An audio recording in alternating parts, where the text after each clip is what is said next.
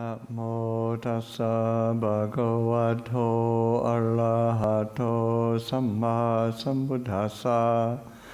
Namo tassa bhagavato arahato samma sambuddhassa. Namo tassa bhagavato arahato samma sambuddhassa. Buddhang Dhammang Sanghang Namasami. Okay, so it's our Saturday night gathering, and getting towards the end of our winter retreat. So a good idea to maybe just kind of reflect on the, what are the fundamentals that are really important to, both in terms of wrapping up the retreat, but also what do we carry with us after the retreat and into our say for the residents of the monastery, and beginning to pick up duties and responsibilities for the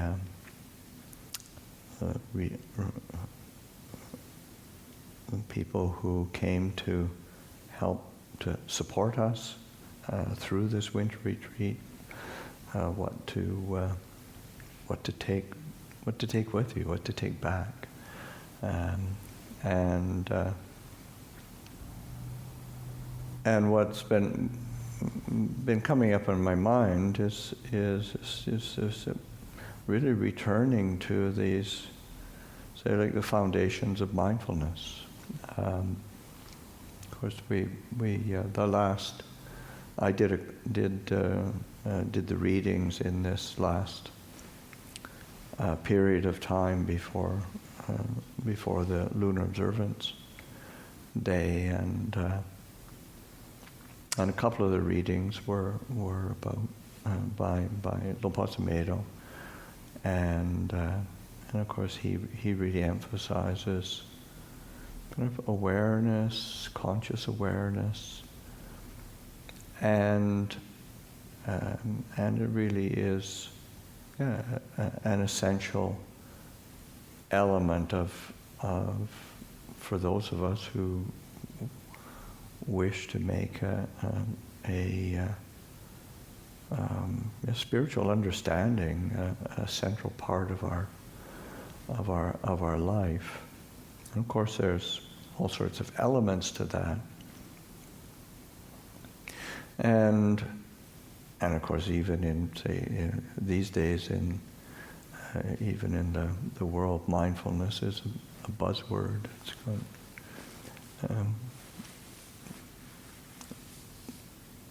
it's used in corporations, in education, in the military, all sorts of things. But really, what is it, and what good is it anyway? So this sense of how the Buddha approached this cultivation of mindfulness, of awareness, because it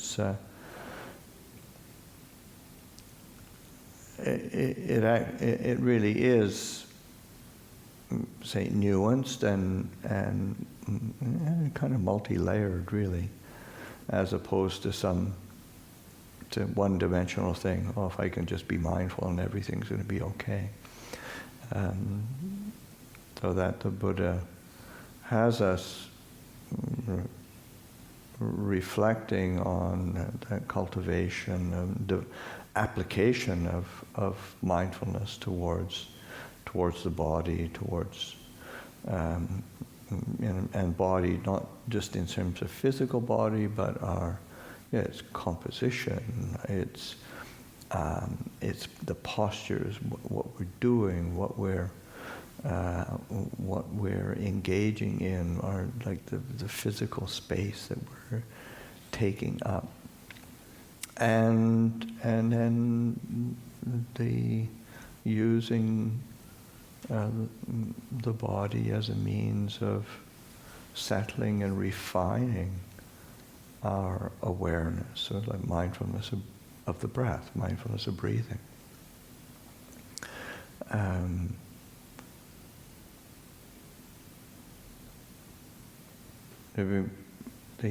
Having the attention towards our the aspect of feeling, feeling a pleasure, feeling a pain, neutral feeling. It's easily overlooked, but we're constantly reacting to feeling. This is a feeling realm, just being born in a human form. Well, actually being born in any kind of form, but at least in the human form we can reflect on it a bit, but that and it's our reactivity or reactions to the pleasant, the unpleasant, and the neutral that keeps us entangled or just bouncing from one thing to the next. Just recollecting just the mind, the moods of the mind. What is the state of the mind? What am I experiencing in this mental realm of being? Is it motivated by greed? Is it motivated by non-greed? Are the mental states that come up, are they motivated by aversion, ill will, irritation, or not? It's opposite. Are they motivated by loving kindness, compassion? That delusion, non-delusion, what is it? Because we, and whether they're, say, greed, non-greed, hatred, non-hatred, delusion, non-delusion,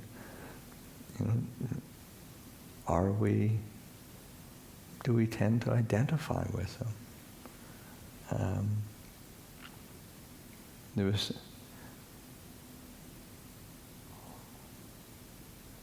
just was it yesterday, day before? Maybe it was yesterday. There were some people came over from Lake County, and they went for a walk after lunch, and they've been here quite a few times, and usually,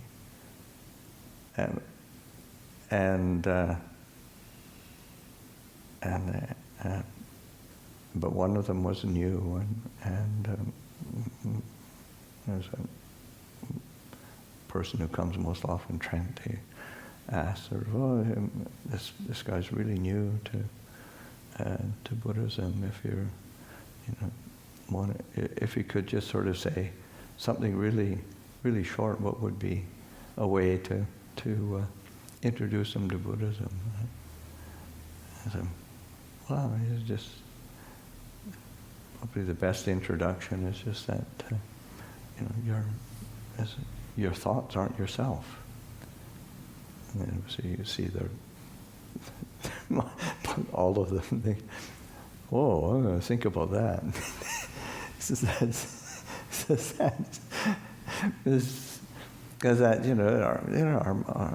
our mind is cranking out stuff all the time. So here it is, whether it's thought of greed, thought of non-greed, but it's always me.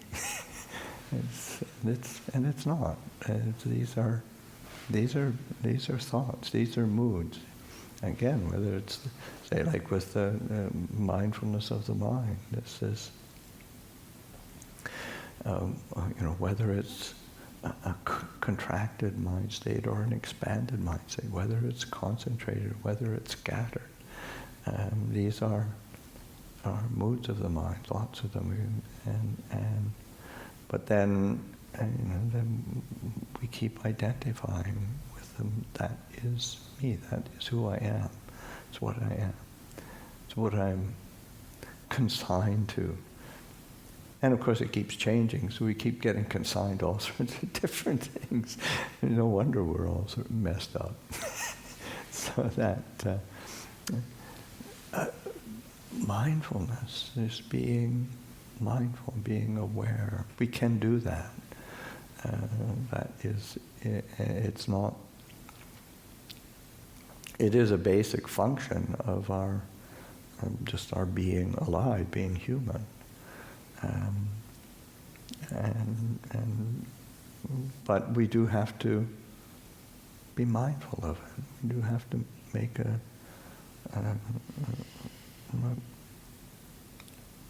we have to attend to it. And the same with say the fourth foundation of mindfulness on Dhammas. It's like a mental phenomena, and it's ways of using the tools of Buddhism for looking at our experience through different lenses, really. And Ajahn Jeff's translation of the foundations of mindfulness as frames of reference is a really skillful translation. Because we have a frame of reference of looking in terms of this foundation of mindfulness of Dhammas or mental phenomena, just in the tendency of is this just something? Oh, this is just body. This is just mind, or it's just a sense contact, or it's something that is negative in the sense of the hindrances, and really trying to understand it. The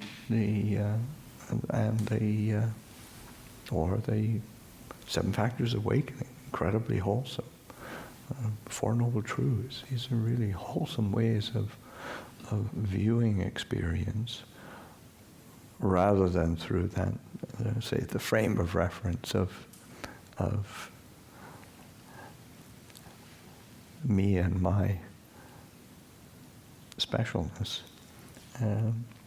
So that the sense, and also that the Buddha quite explicitly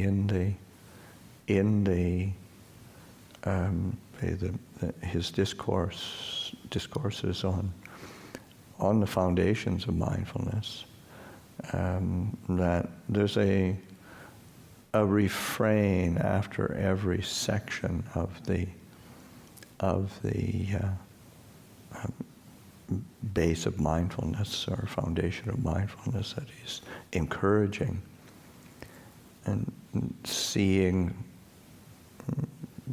it through the lens of seeing it externally, internally, both externally, internally. And it's sort of seeing that sense of just as it is, and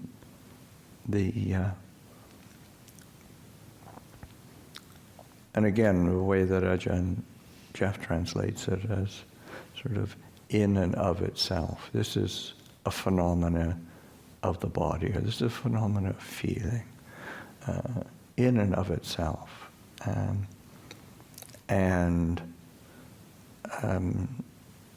again, trying to get that sense of, oh, this is just what it is. It's just like this. Or like Ajahn Chah says, it's only this much. in Thai, there's sort of, this is an experience of the body, this is an experience of the mind, this is an experience, it's just this. So seeing it in its fundamental nature, it's just like this, in and of itself, seeing it. So this, and whether it's internal, external. But then mindfulness is not just sort of leaving it like that. One also, the Buddha it really encourages us to, or it really is, makes it quite imperative for freedom. Understanding the causal processes. What is the arising factors for things? What's the origin? Where do these things arise from? Our experience of the body, our experience of feeling, our experience of what does it arise from? What is the experience of its ending, its cessation? And then seeing it both in terms of the arising and ceasing, beginning and ending.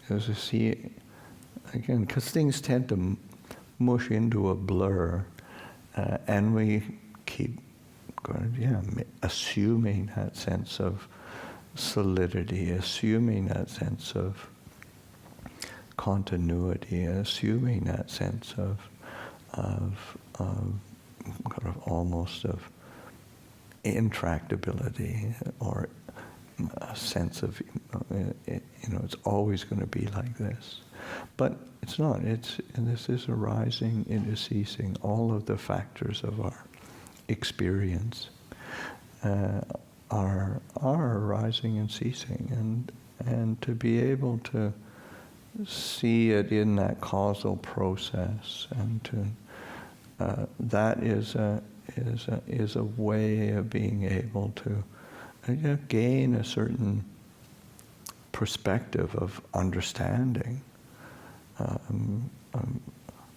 that recognition of, okay, whatever comes into being, well, it had a cause. As things are ceased, there's causes for ceasing. We are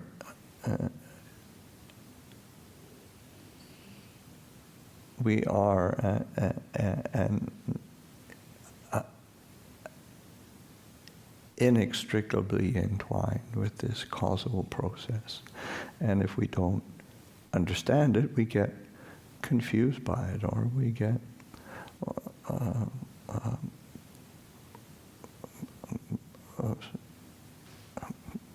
say intimidated by it, or get irritated by it, or we get invested in trying to squeeze whatever we can out of it for our own benefit. I mean, these are ways of relating to phenomena that are unskillful and unfruitful, suffering. But seeing that causal process clearly, we have the opportunity of relating to it with understanding. And that's where the Buddha says so we can dwelling with that understanding, so that we can see things. It's just a body. It's just feeling. It's just mind. Just phenomena. But that isn't a dismissal.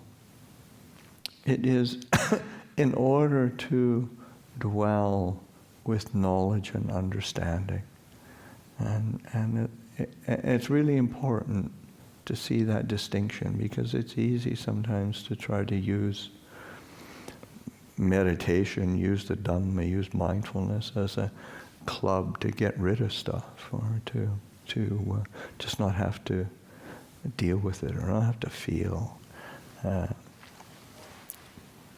And but the Buddha said we need to acknowledge that, there's just this, but for knowledge and understanding, and to be able to dwell independent, not clinging to anything in the world, not feeding that process of attachment and grasping.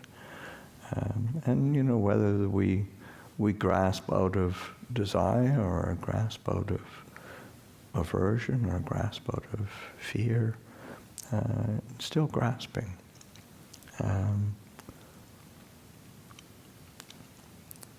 Or we grasp out of, say, an exalted overestimation of ourself and the world around us. We want to create something that isn't there. I want to live in a permanent, ideal world that should be like this. It should follow my preferences. Well, no, you've got to. And that's why that idiom that the Buddha uses that conveys the true insight is that yatha bhuta jnana dassana, knowledge and vision of the way things truly are. And that requires this cultivation of this simple quality of mind. We talk about mindfulness, but you start seeing how that mindfulness is applied, and the capability that it has for freeing the heart. And so that cultivation of mindfulness, and recognizing that the ways that the Buddha describes the cultivation of mindfulness require a certain effort, and that the constituents of mindfulness are consistently described as that atapi, that ardent, energetic. There's an energy. It doesn't come about through just sitting around with wishful thinking. One has to apply himself. There's an alertness, a comprehension, a clearly comprehending,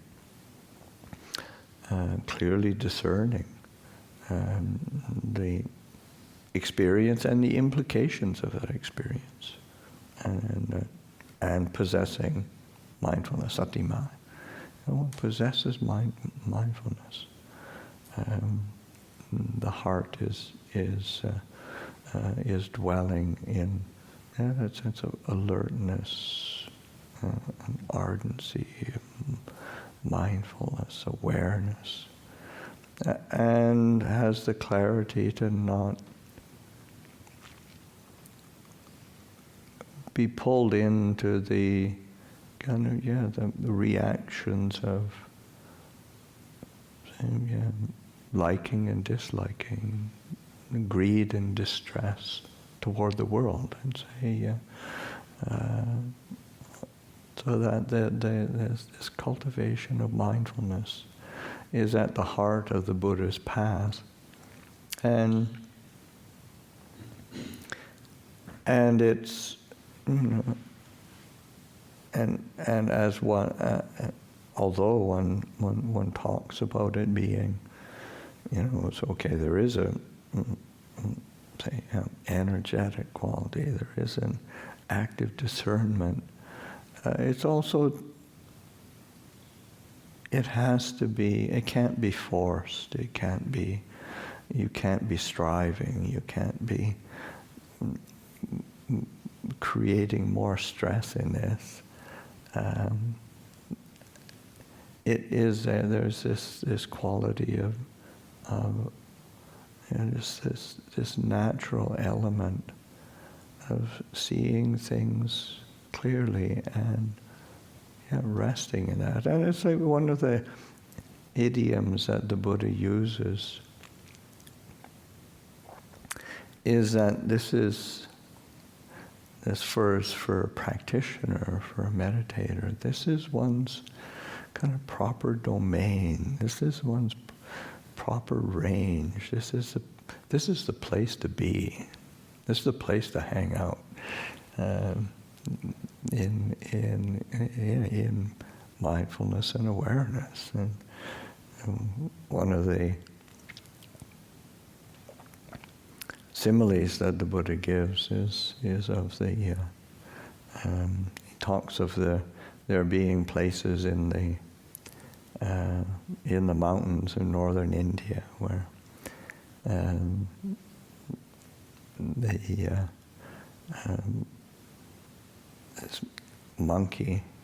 monkeys live there, and but then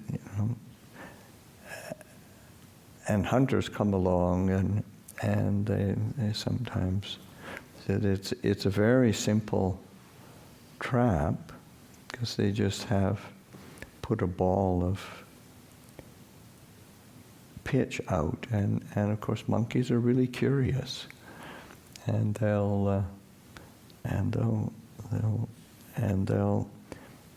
they come out of their proper domain, proper range, and they'll pick this tar or pitch up, and it's really, really sticky.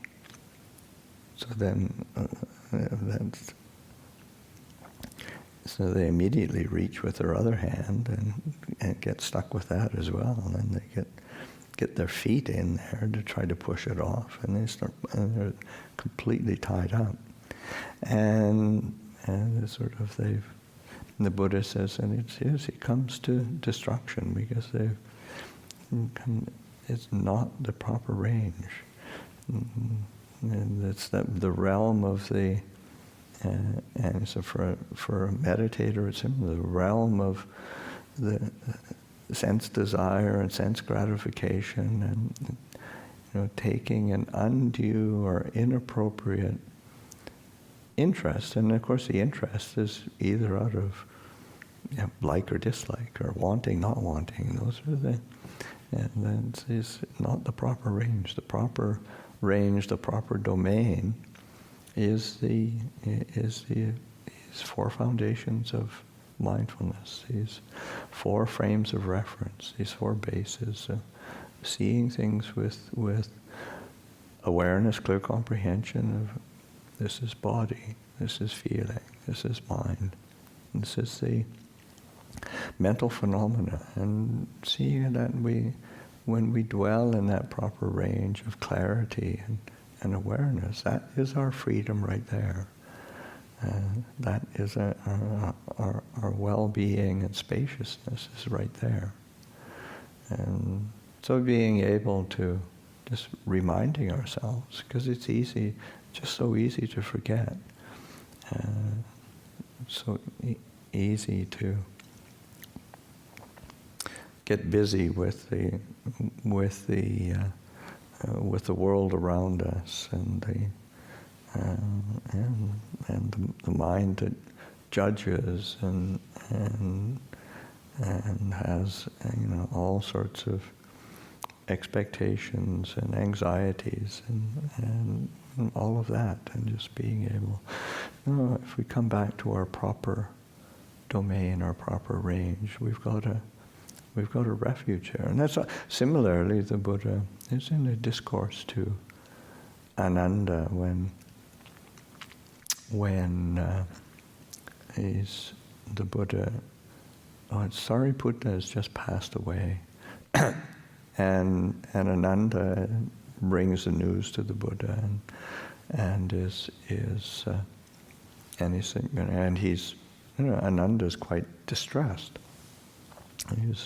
Sariputta was a good friend and a mentor in the Sangha, and the Buddha was encouraging Ananda and says, you have to keep making the Dhamma as your island, making the Dhamma as your refuge. And how do you make the Dhamma as your island, the Dhamma as your refuge? It's through these four foundations of mindfulness. It's through these four frames of reference. And this body, feeling, mind object it seems so ordinary or simple or trite even, but it is really the essence of how we can truly live with the Dhamma as our refuge. So I'll offer that for reflection this evening. Tonight's a Saturday night after a lunar observance last night. I don't want to go into a long discourse.